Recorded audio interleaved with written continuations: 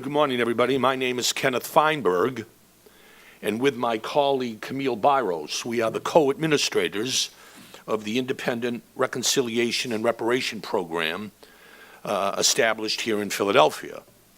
Both Camille and I will have some more to say in a few minutes, but now I want to introduce the chairman of the Oversight Committee that will be monitoring our work and other programmatic functions. And the chairman of that committee is the distinguished Senator, Majority Leader, Judge, Negotiator, U.S. Attorney, Senator George Mitchell. Good morning, ladies and gentlemen. Thank you for joining us. I'm pleased to be here with my fellow committee members, Judge Lawrence Stengel and Ms. Kelly Hodge, to announce the commencement of the Archdiocese of Philadelphia's Independent Reconciliation and Reparations Program. We're joined by Ken Feinberg, who you've already heard from, and with his colleague, Ms. Camille Byros, who will administer the program, and also by Ms. Lynn Shiner, who will serve as the victim support facilitator. The sexual abuse of minors by members of the Catholic Church clergy is a tragedy that seriously and adversely affected many innocent victims, and that mars the Church's considerable contribution to the fabric of American life. Also of great concern are the failures of many archdioceses to prevent these unspeakable acts from occurring over a period of time that is still uncertain, but far too long in any event. The Archdiocese of Philadelphia has wisely recognized that there is a need for reconciliation and for reparations after many years of suffering by victims of this tragedy. That is the purpose of this program. It is not the first effort by the Archdiocese to address this issue. In 2003, the Archdiocese of Philadelphia established the Office for Child and Youth Protection. The program announced today, however, is the most comprehensive effort to date to enable all victims of sexual abuse to obtain financial and therapeutic support through a dignified, non-adversarial process. The program is designed to mitigate the harm while understanding that no remedy can fully recognize what these victims endured, regardless of when the harm occurred. The protocol is being distributed this morning. I urge everyone to read it carefully. In summary, some of its key provisions include the Independent Reconciliation and Reparations Program will be just that, independent, fully independent. Mr. Feinberg and Ms. Byros will act as the claims administrators. Ms. Hodge, Judge Stengel, and I will serve as the Oversight Committee. The Archdiocese will have no control over our work. Each of us will act independently to the best of our abilities to fulfill the objectives of the program as set forth in the protocol. The Oversight Committee will ensure that the claims are administered according to the procedures set forth in the protocol.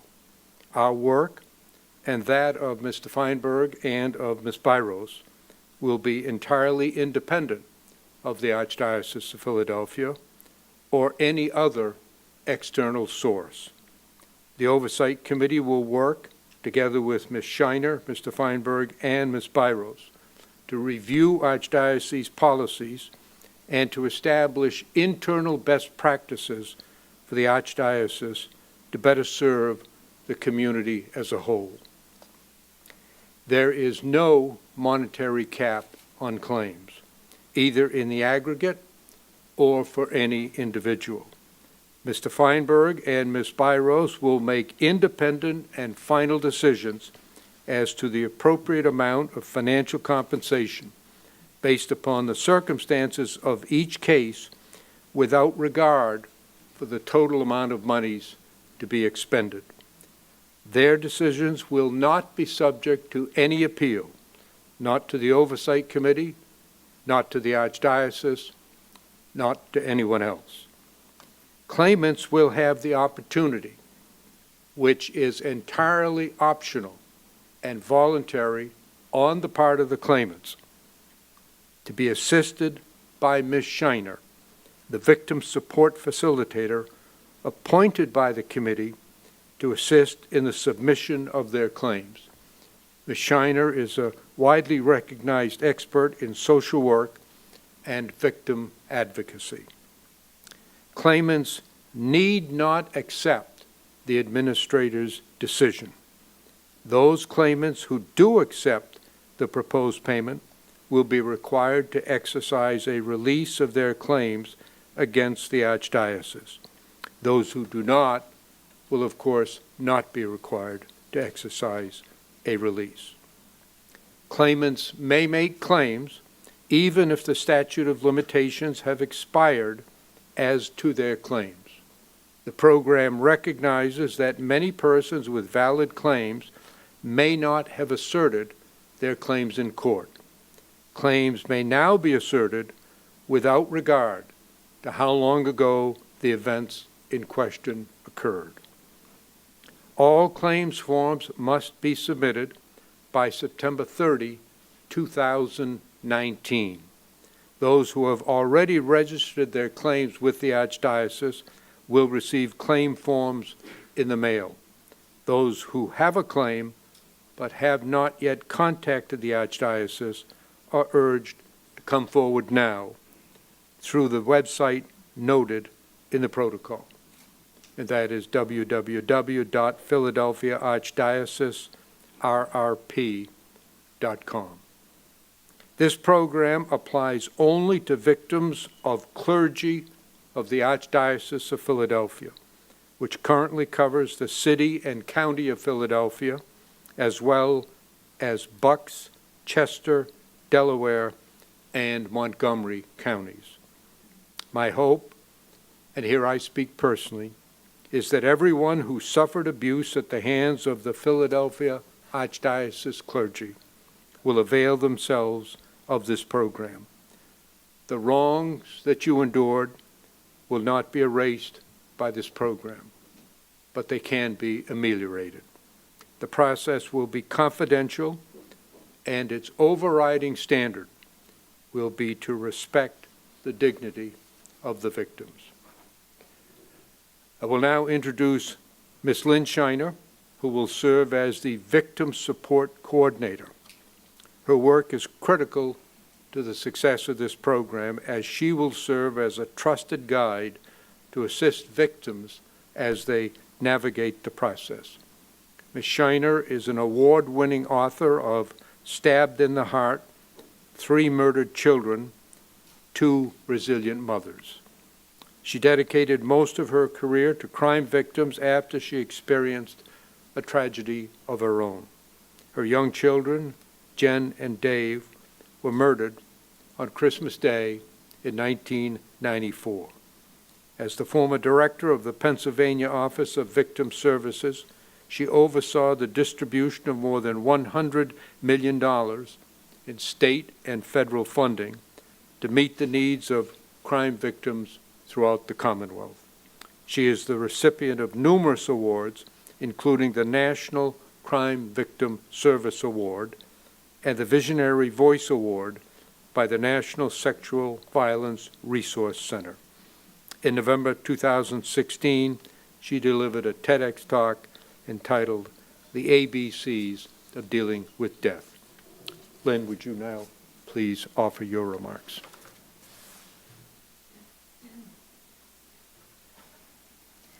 Thank you. I was honored to help develop a holistic victim-centered approach and how the Archdiocese of Philadelphia will continue to hear and help with the unmet needs of victims, survivors of sexual abuse by clergy. I haven't walked in their shoes, but as a survivor of rape, domestic violence, and the murder of my children, Jen, 10, Dave, 8, Christmas morning, 1994, at the hands of their father, I understand the devastating impact of trauma and the immediate and long-term impact it has on the rest of our lives. How it may affect self-esteem, decision-making, self-worth, ability to trust, increased anxiety, thoughts of suicide, and so much more. Victims, survivors of sexual abuse by clergy feel this pain every day, and it may affect their relationships with spouses, their children, their employment, as well as shattering their faith in the Catholic Church. I'm in awe of the victims who have been able to come forward, willing to share their stories, and hope others may want to do the same, letting others know that they're not alone. In my career, I've talked to thousands of victims. One of the most deep-rooted aspirations in their journey is that no one ever have to experience the physical, emotional, and in this case, spiritual pain that they've endured. They want to do whatever it takes to ensure this cannot and will not happen again. This program isn't about bringing closure or making victims whole. Sadly, that will never happen. Nor it is about restoring their faith in the Catholic Church. It's about acknowledging the pain, the unjust harm, and the Archdiocese's failure to prevent that harm. It's about the Church listening and learning from their mistakes and continuing to do everything possible to protect our children moving forward. There is no amount of money that will compensate for the trauma related to sexual abuse.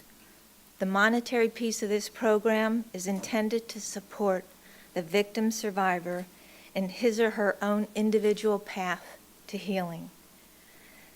Justice and healing is unique for each victim. One size doesn't fit all. This program may not fit every victim's needs, and that's okay. It's about empowering victims to do what is right for them, what's best for them. If survivors choose to explore and participate in this voluntary program, I'll be here to listen, to acknowledge, validate their pain, their fears, and support them through the process if that's what they need. It can be a daunting task to take the experience, the abuse endured, and put that pain to paper. We can be a sounding board and help victim survivors in completing their claim form if they need our help. We're also available to help connect survivors with resources within their community for emotional and spiritual care. Our goal is to offer grace and compassion to those hurting, honor their pain, and my commitment is to do whatever I can to help support them through that process. The trauma victims, survivors have endured has left a profound and indelible imprint. What I have learned throughout my personal journey is that we all have scars on our souls. What we do with those scars moving forward in our path to healing is what matters most. Thank you.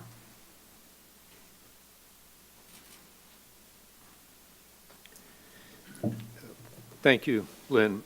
Let me now introduce Judge Larry Stengel, my colleague on the Independent Oversight Committee.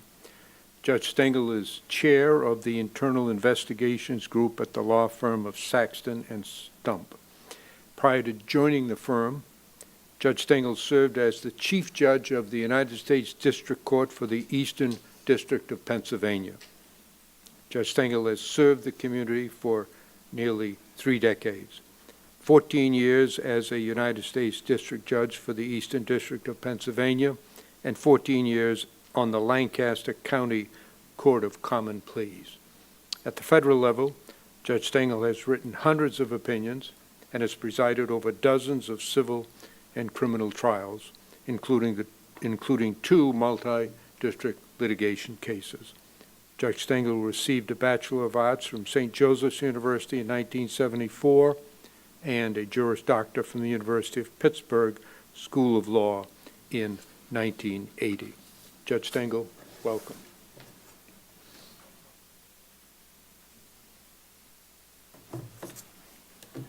Good morning. And thank you, Senator Mitchell, for taking on the leadership of this important oversight committee. I'm Lawrence Stengel. I'm a retired United States District Judge. I was the former Chief Judge of the federal court here in Philadelphia, and I am pleased and honored to be part of this critical program. Fairness and due process are important parts of any dispute resolution process. I have carefully reviewed the procedures for this program, and I am confident that this program will independently and fairly address claims of clergy sexual abuse and provide due process to those making those claims. First, under the protocol, each survivor who comes forward will have the opportunity to provide full details about the abuse they suffered and the impact that abuse has had on their lives. They are not limited in the type or extent of materials they can provide. All information they provide will be carefully and thoroughly considered by the independent claims administrators. Second, survivors will have the right to be heard by phone, by video conference, by a meeting, or a formal hearing before the administrators decide the appropriate reparations amount to offer. Importantly, these opportunities to be heard will not be adversarial. The Archdiocese will not be allowed to participate in those meetings or hearings, so the survivor need not feel intimidated or deterred from participating. Third, the administrators who will determine these claims, Ken Feinberg and Camille Barros, are well-respected neutrals with decades of experience handling claims in a variety of traumatic circumstances. Mr. Feinberg has often been called Mr. Fairness. Experience tells us that he and Ms. Barros will be fair to all survivors who elect to participate in this program. The fourth point I would make is that this is a truly independent program. As the Archbishop has made clear to each of us, although the Archdiocese is paying the amounts the administrators award to each claimant, this is not the Archdiocese program. The Archbishop has told us in no uncertain terms that we and the administrators are to run the program as we see fit, without input or control from the Archdiocese. That is precisely how I and my colleagues on this committee will run this program. Fifth, this program is entirely voluntary for survivors. When the independent claims administrators, Mr. Feinberg and Ms. Barros, make an award, the Archdiocese must accept it. The survivor, however, is free to reject any award the administrators make. It is the survivor's choice to accept or reject the award. Finally, survivors have the right to have a lawyer represent them in these proceedings, although they aren't required to do so. More so than in our court system, the program is designed to be accessible with or without a lawyer. It is up to the victim. Each survivor who elects not to hire a lawyer will be provided with an independent pro bono attorney to advise them on the release they will sign upon acceptance of the reparations award. The lawyer will cost the survivor nothing. This independent program provides a fair and efficient means for survivors to get the assistance they need and the assistance they deserve. I am very pleased to be a member of the Independent Oversight Committee of this important program. Thank you.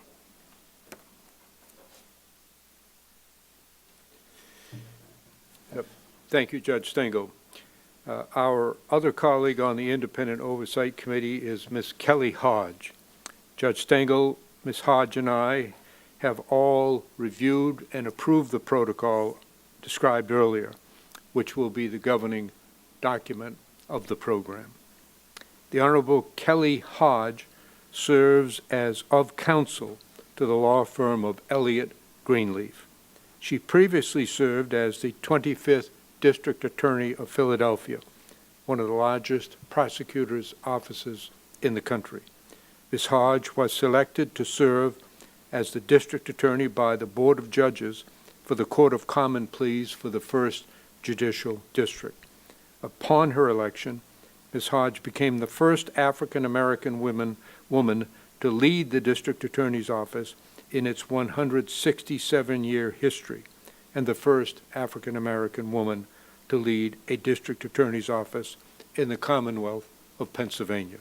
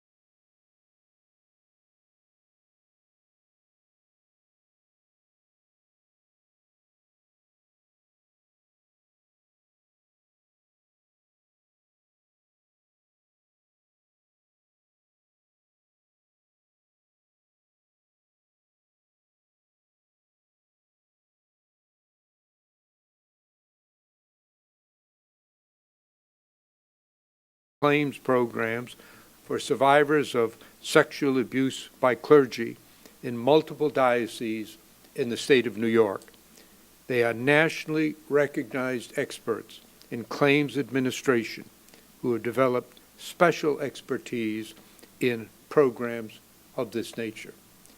I have known and admired Ken Feinberg and his work for more than a quarter of a century.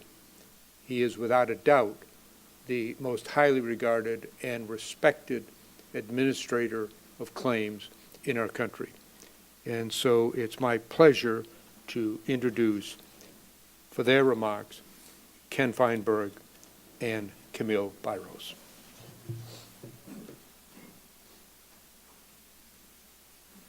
Thank you very much, Senator Mitchell. Everybody who has spoken already has given you some of the highlights. Let me just explain what we have learned over the past 2 years in designing, implementing, and administering similar diocese compensation programs involving sexual abuse of minors in New York State. And we've learned some very valuable lessons. Philadelphia program, the protocol we're implementing here, is different in some very important respects from New York, but it builds on what we have learned successfully in implementing these programs throughout the state of New York. First, and these are all been mentioned, but I want to emphasize quickly, the program here is purely voluntary. If there are individual victims who, for whatever reason, do not want to participate, they do not have to participate. And if they sign up and want to participate, and at the end of the program are dissatisfied, they can withdraw their claim and pursue other options. That's a very important feature of this program. No release signed until and unless you voluntarily enter the program, are satisfied with the result that's offered by the administrators, and then sign the release. Second, mentioned over and over again, this program is purely independent. Camille Byros and I, when we make a determination about eligibility to participate, the amount of compensation, the credibility and corroboration of the claim, once we make that decision, it is binding on the Oversight Committee and the Archdiocese of Philadelphia. Nobody can appeal it. Nobody can demand another avenue of relief. This is it. We have been clearly told by both the Archdiocese and the committee, Senator Mitchell's committee, we have the first and final say on whether a person is eligible and the amount of compensation they can receive. Third, bear in mind